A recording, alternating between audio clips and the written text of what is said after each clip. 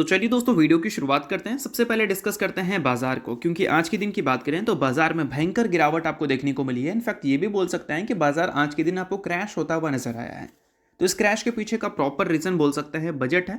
और इस बजट से हमें क्या ऐसी चीज़ें सुनने को मिली है जिस कारण आपको बीएसई, एंजल वन, सीडीएसएल बाजार ये सभी भयंकर तरीके से आपको गिरता हुआ नजर आया है। वो सारी चीज़ों को इस वीडियो में समझेंगे।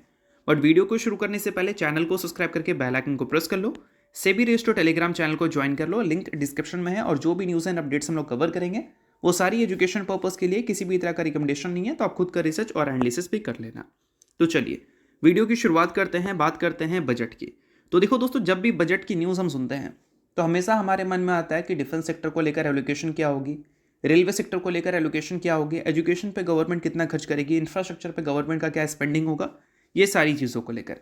बट रिसेंट टाइम में देखें तो ग्लोबली जितने भी स्टॉक मार्केट हैं वो सभी अच्छा कर रही हैं, चाहे चाइना की मार्केट की बात करें, अमेरिका के मार्केट की बात करें। बट इंडिया का मार्केट पिछले 1-1.5 साल से काफ़ी खराब परफॉर्म कर रहा है। और इसके रीजंस भी हमारे पास हैं कि एफआईज लगातार माल बेच रहे हैं, रुपीज़ लगातार डिप्रिशिएट हो रहा है, कैपिटल गेन टैक्स हम लेते हैं। तो ये सारी चीज़ों से एफआई खुश नहीं है और इस वजह से एफआईज इंडिया छोड़कर जा रही है। अब मार्केट उम्मीद कर रही थी कि इस बार जो बजट हमें देखने को मिलेगा वो इन सारी प्रॉब्लम्स को शॉर्ट आउट करेगा। सेक्टर की बात तो अलग है, बट मार्केट की भी एक्सपेक्टेशन थी कि हमारे लिए भी कुछ अच्छी खबर हमें सुनने को मिल सकती है। बट बजट जो हमें देखने को मिला वो एक्सपेक्टेशन के आसपास देखने को नहीं मिला। अगर हम दोस्तों बात करें बाजार की, तो बाजार उम्मीद कर रही थी कि कैपिटल गेन टैक्स जो है वो गवर्नमेंट कम कर सकती है। उसके अलावा और भी एक्सपेक्टेशन थी कि इनकम टैक्स में भी आपको कुछ चेंजेस देखने को मिलेगा। पहले 12 लाख था, अब हो सकता है कि 15 लाख तक गवर्नमेंट आपको कोई भी इनकम टैक्स लेती हुई नजर ना आए। बट दो बड़ी जो एक्सपेक्टेशन थी, दोनों की दोनों एक्सपेक्टेशन पे गवर्नमेंट ने बोल सकते हैं हथौड़ा मारकर आपकी सपने को चूर चूर कर दिया है। क्यों भाई? क्योंकि अगर हम इनकम टैक्स की कैपिटल गेन टैक्स की बात करें तो गवर्नमेंट ने कोई भी ऐसा सिग्निफिकेंट चेंजेस नहीं दिखाया है कैपिटल गेन टैक्सेस के ऊपर। और इसका मतलब क्या है? इसका मतलब एफआईएस के पास जो इंडियन स्टॉक मार्केट से प्रॉफिट बुक करने के बाद जितना पैसा बच रहा था उससे कई ज़्यादा पैसा वो बाकी कंट्री से प्रॉफिट बनाकर घर ले जा रहे थे। और इसका एक सिंपल सा रीज़न था कैपिटल गेन टैक्स। इसको गवर्नमेंट अगर कम करती तो एफआईएस के पास उतना पैसा आता जितना पैसा वो बाकी कंट्री के स्टॉक मार्केट से भी बना रहे हैं। तो इंडिया की इकनॉमी बाकी कंट्री की इकनॉमी के कंपैरिजन में फास्ट ग्रो करती है, तो एफआईएस की वापसी मार्केट में हो सकती थी।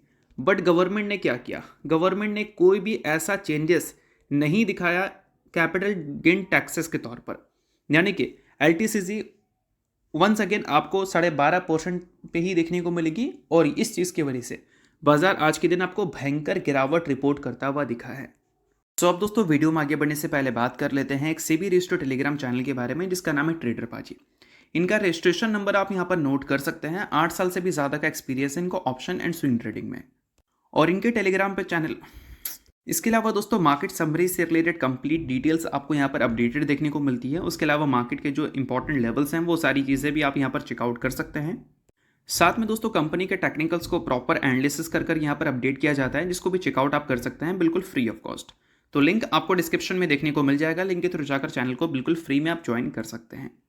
अब इसके अलावा दोस्तों बाजार को जो दूसरा सबसे बड़ा झटका लगा है वो ये है कि इनकम टैक्स के रिलीफ को लेकर जो बाजार की एक्सपेक्टेशन थी उस एक्सपेक्टेशन को भी गवर्नमेंट ने तोड़ दिया है। मुझे सबसे मुठ खराब वाली बात ये लगी है कि जब आपने ऐसा बजट दिखाया जिसमें आप इनकम टैक्स को लेकर कोई रिलीफ नहीं दे रहे हो, कैपिटल गेन टैक्सेस को लेकर आप बोल सकते हैं कोई चेंजेस नहीं कर रहे हो, तो फिर किस बेसिस पे आप ये सारी चीज़ों को बोलने के बाद ताली मारते हो?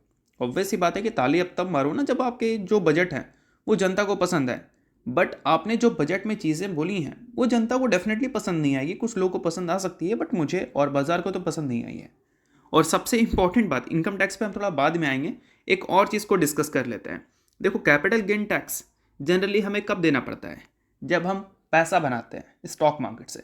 इसका एक लिमिट भी रखा गया है, इसके ऊपर यानी कि 1,25,000 के ऊपर जितना भी हम कमाएंगे उस पर 12.5% का टैक्स हमें देना पड़ेगा।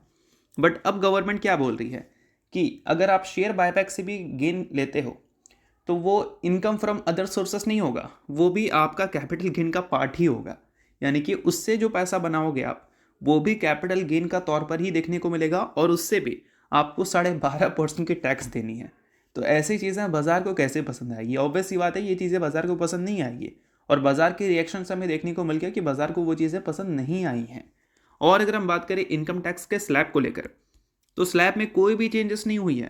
पहले 12 लाख तक कोई इनकम टैक्स नहीं था। एक्सपेक्टेशन थी इस बार कि ये नंबर को 15 लाख किया जाएगा, बट क्या हुआ, 15 लाख तक कुछ नहीं हुआ।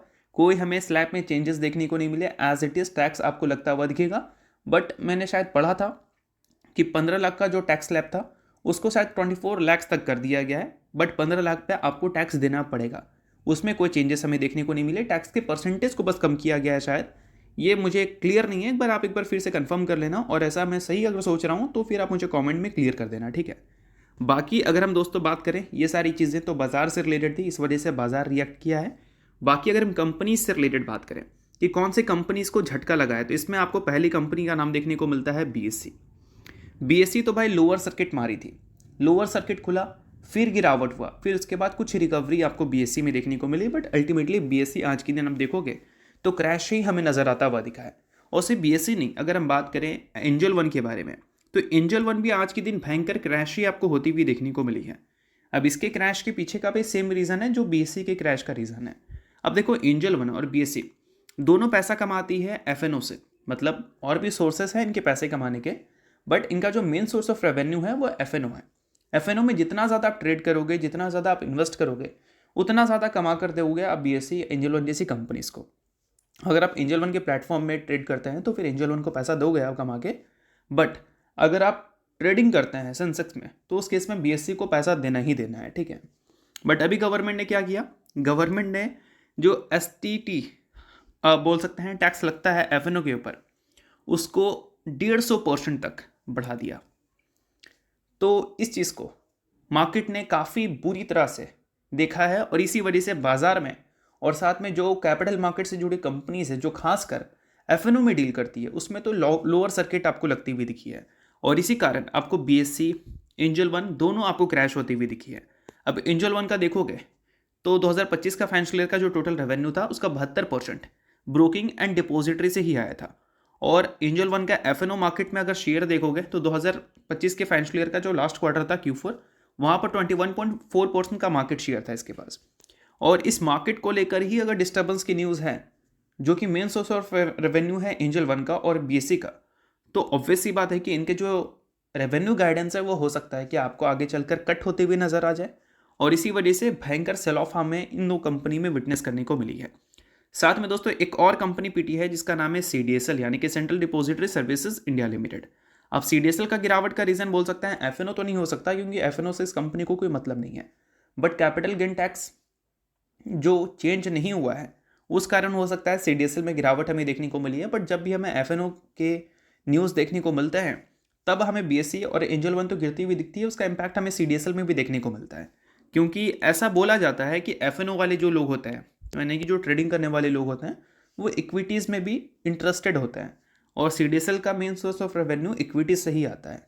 और अगर मान लो एसटीटी आप बढ़ा देते हो और वो जो ट्रेडर्स हैं वो अगर स्टॉक मार्केट से निकल जाते हैं, तो सीडीएसएल के भी क्लाइंट्स आपको लूज होते हुए दिख सकते हैं।